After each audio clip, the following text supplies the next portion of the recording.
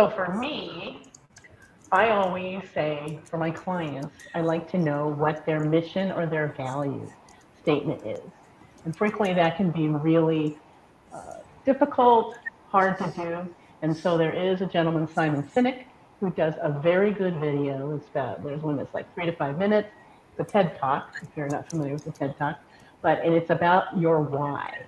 And so he kind of takes you through the steps to find out why you do what you're doing. Why are you passionate about whether it's personal or your business?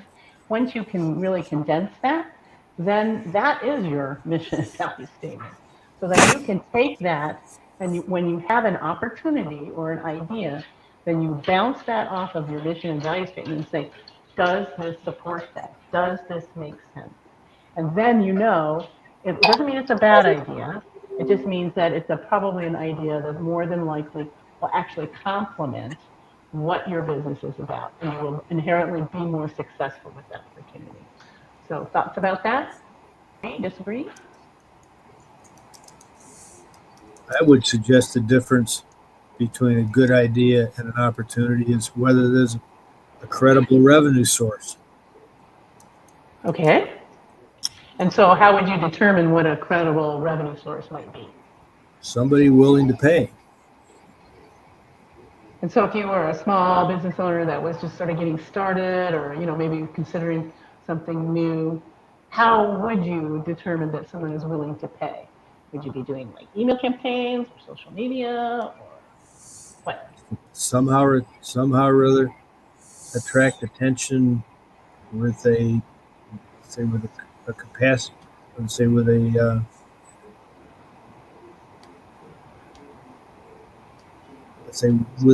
a challenge offered to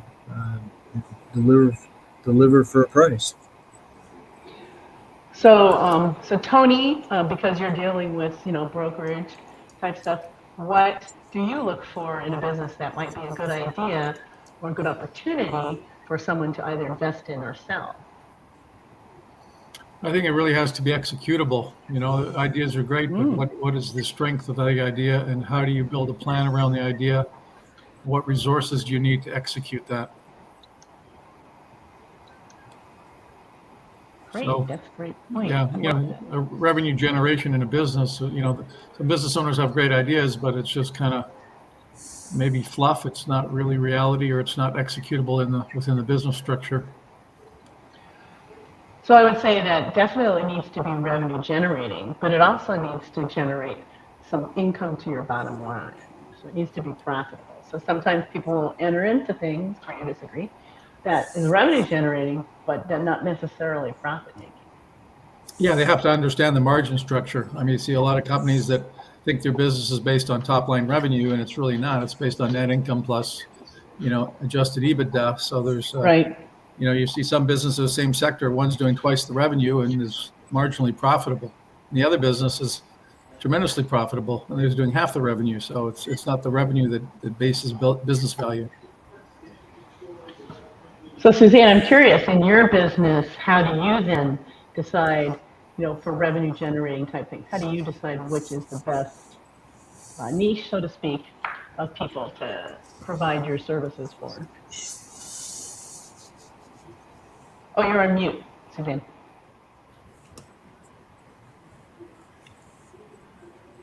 Okay. There you go. It shifted and changed over the time. When you work in mental health, the clients who show up first are the clients who represent who you are. So at that time, I spent a long time trying to find the right work. Like 23 years to find the exact right work. And so I had a lot of people who were underemployed or overemployed, hating everything they were doing. So those were the first people. But it actually started morphing into anorexics, bulimics, and sex addicts. They started coming in 2005. I have no idea why, but they did. And I was able to innovate with all of them. And I've been able to help them to overcome their problems and move on with life, which is really quite fun because your average mental health person doesn't believe that's possible. And the doctors think it's even less possible, but they don't know what the mind is capable of. So there you go. And then I started working a lot with kids. Kids would ask their parents to find a hypnotist. They knew it was stuck in their unconscious. They didn't use the word subconscious, unconscious mind, and they wanted help. And some of them called me themselves. And I love working with kids because they're already hypnotized because their prefrontal cortex isn't fully developed till 25, 26 years old. So they're easy to work with. They think it's cool, it's fun, it's very fast, and gets the job done.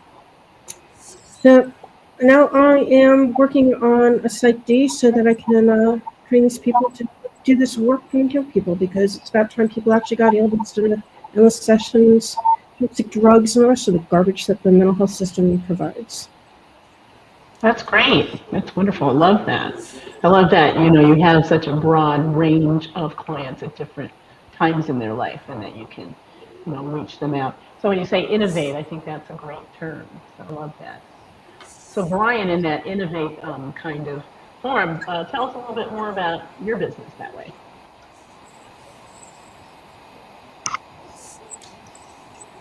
Oh, you're on mute.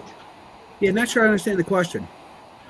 So if you're going to be, because what you're doing is very, and I would say is very innovative.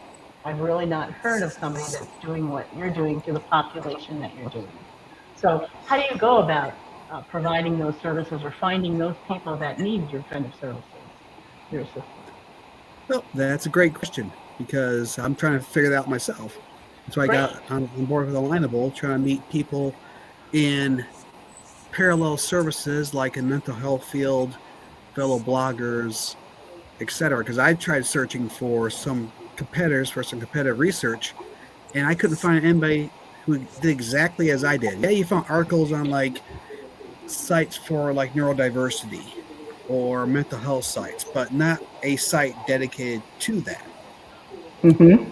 I realized, hey, I've got something here because I've got the struggle that no one's ever really gone through in detail and put it all together. Got it.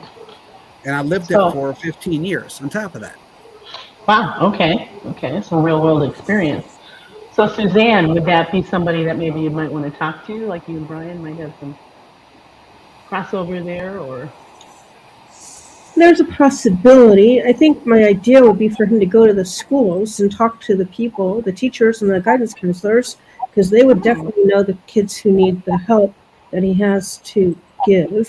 Doctors, psychiatrists, psychologists, mental health professionals, all these people work with these folks. So, the kids generally have these issues anyway. So if you're working to help them educationally, these would be your people that you would be best to interact with to get referrals.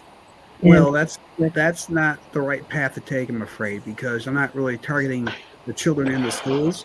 It's the parents of the special needs children or special needs adults. Well, they'll know the parents of the special needs children because they're in the school systems, etc., and they are the people who take care of the parents. So you're right. But when it comes to finances, that's a very sensitive topic, and I can't see a teacher saying, "Oh, talk to Johnny's parents; they're struggling." How are they gonna know? While I can see both sides, I will say that every situation is different, every state is different, every school district is different, and I think a lot of it boils down to you knowing your specific market, your target area. I know where my brother lives. That would what Suzanne's talking about would probably work. Here where I live, that teacher would lose their job if they even brought up that conversation. It goes against policies and regulations in our area. Yes, so exactly. There's a lot of, and I think this goes to kind of circling it back to the idea versus opportunity. I think it's a good example of there's ideas. Suzanne had an idea. Hey, why don't you do this? But then you have to, and that's how a lot of things start. They start as an idea, and it doesn't matter if they're good or bad. It's an idea. You're generating, thoughts in a forward direction. You're looking forward. To generate an idea, you have to be looking forward. You can't be looking backwards. And then, when it becomes an opportunity is when you've assessed an actual need that you can provide value for, and that there's a market for that need. Just because you know of 5 people that need it doesn't mean that it's a real opportunity. To kind of Ted's point earlier, you have to do your market research. I mean, there's no two ways about it. You have to do in-depth market research. And yes, it costs money to do true market research. But at the end of the day, you'll probably save yourself a lot of money by doing it correctly and finding out what that actual market is, and getting feedback early on before you even start implementing the opportunity or building out the opportunity. That's just part of identifying, hey, is there a path from idea to opportunity?